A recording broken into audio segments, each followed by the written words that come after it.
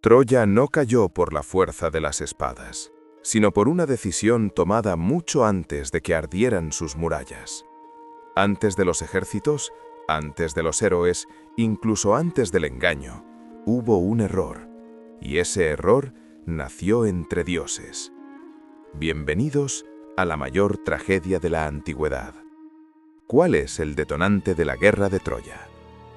El origen de la guerra de Troya no se encuentra en la ciudad ni en sus reyes, sino en las alturas del Olimpo, durante la boda del mortal Peleo y la ninfa Tetis. A aquel banquete acudieron dioses, héroes y reyes de toda la mitología, todos, excepto uno. La discordia, personificada en la diosa Eris, fue la única excluida, y como toda ofensa divina, exigió un precio.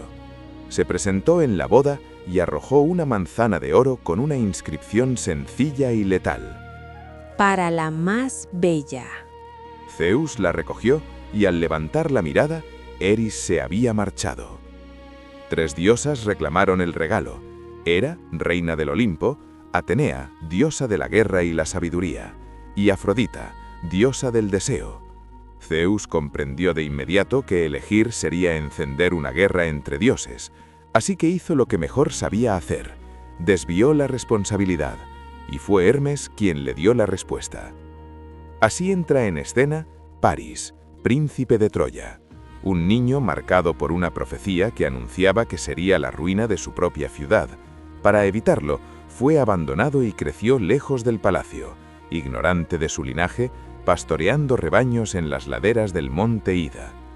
El destino al que había sido destinado lo esperaba precisamente allí. Hermes lo eligió porque aún no era nadie, no había gobernado, no había combatido, no estaba atado a ningún dios, creería que decidía por sí mismo, y esa ilusión era exactamente lo que los dioses necesitaban. Lo condujo hasta una cueva donde se encontró con las 3 diosas. Todas ellas intentaron ganarse el favor del joven príncipe con promesas.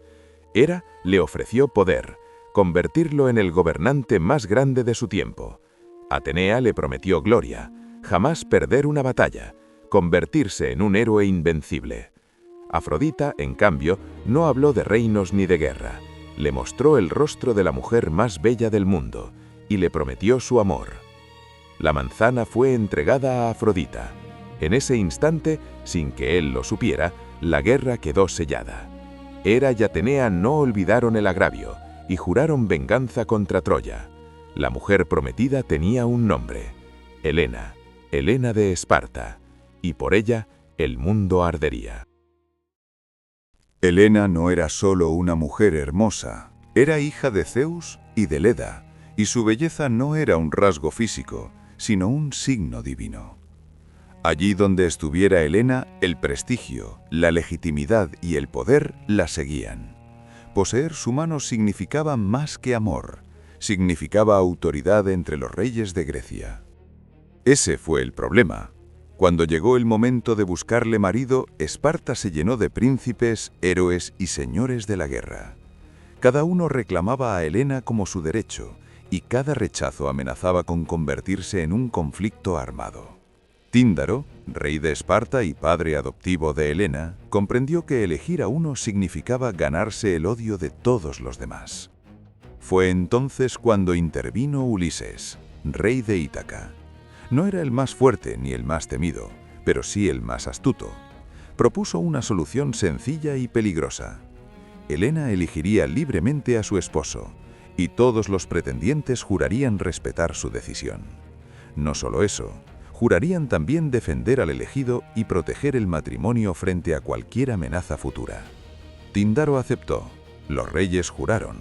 Sin saberlo, acababan de firmar un pacto de guerra.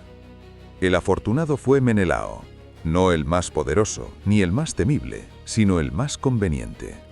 Hermano del gran rey de Micenas, obtuvo a Helena y con ella el trono de Esparta. Menelao era un rey legítimo, pero su poder no residía en su espada, sino en su apellido, porque por encima de él estaba su hermano Agamenón. Agamenón, rey de Micenas, señor de hombres, gobernante del reino más rico y poderoso de Grecia. Donde Menelao tenía un agravio personal, Agamenón tenía la capacidad de convertirlo en una guerra. Ambicioso, orgulloso y consciente de su autoridad, sería él quien, llegado el momento, alzaría el estandarte de los aqueos. Mientras tanto, en Troya, se celebraban unos juegos en honor a los dioses. Entre los competidores apareció un joven desconocido que venció a todos, incluso al mayor de los príncipes troyanos, Héctor, el defensor de la ciudad, el hijo más fuerte de Príamo. Aquella derrota llamó la atención de la corte. No era común que un pastor superara al campeón de Troya. La reina Hécuba observó al joven con inquietud. En él reconoció señales que no había olvidado: su rostro, su fuerza, su destino. Con el corazón encogido, comprendió la verdad que llevaba años intentando enterrar. Aquel muchacho no era un extranjero, era su hijo. Príamo, rey de Troya, escuchó la revelación con temor y esperanza a partes iguales. Había ordenado abandonar a aquel niño para evitar una profecía que anunciaba la ruina de la ciudad. Pero el destino había sido más persistente que su voluntad. Entre lágrimas, aceptó al joven como príncipe de Troya, devolviéndole el nombre que le había sido negado. Héctor aceptó la derrota con honor y recibió a su hermano, sin saber que acababa de perder mucho más que un combate. París dejaba atrás su vida como pastor y entraba en el palacio real. Troya abría sus puertas a su propia condena. Héctor y París crecieron bajo el mismo techo, pero nunca caminaron en la misma dirección. Héctor vivía para Troya, era su espada, su escudo y su conciencia. Creía en el deber, en la ciudad y en el sacrificio. París, en cambio, había aprendido lejos del trono. No había sido educado para gobernar, ni para defender murallas, sino para seguir sus deseos. Donde Héctor veía responsabilidad, París veía elección. Esa diferencia, silenciosa pero profunda, sería fatal. Troya y Grecia no eran extrañas entre sí. Durante generaciones habían competido por rutas comerciales, influencia y prestigio. No era una enemistad abierta, pero tampoco una paz verdadera. Bastaba una chispa para que viejas tensiones se convirtieran en guerra abierta. En ese contexto llegó Menelao a Troya como huésped y aliado.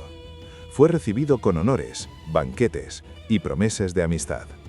Entre los invitados estaba París, recién incorporado a la corte, todavía deslumbrado por su nuevo estatus y ajeno a las consecuencias de sus actos. Menelao, confiado por la hospitalidad recibida, invitó a París a Esparta, no como enemigo, sino como amigo.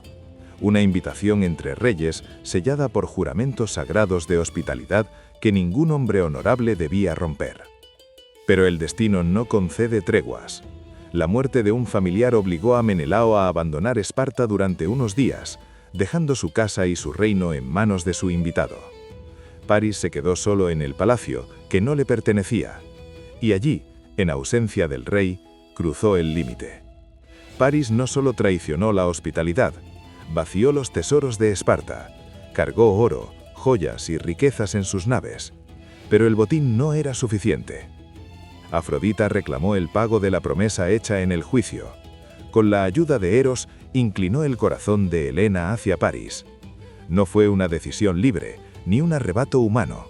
Fue la voluntad de los dioses imponiéndose sobre los mortales. Helena abandonó Esparta junto al príncipe troyano. Algunas versiones hablan de rapto, otras de huida, pero el resultado fue el mismo. Cuando Menelao regresó, su esposa había desaparecido, su honor había sido destruido, y su juramento exigía respuesta. París eligió el amor, pero entregó a su pueblo a las llamas. El honor de Menelao ha sido herido, y el pacto de los reyes de Grecia se ha activado. La flota más grande jamás vista se prepara para zarpar hacia las costas de Asia Menor. Déjame en los comentarios, si hubieras sido París, ¿qué regalo habrías elegido tú? ¿El poder, la gloria o el amor? Si te ha gustado este viaje al origen del mito, dale a like y suscríbete para no perderte lo que viene. Porque la semana que viene subiremos la continuación directa, el desembarco de los aqueos y el inicio del asedio más famoso de la historia. Gracias por estar ahí, y recuerda, el destino es un hilo que ni siquiera los dioses pueden cortar.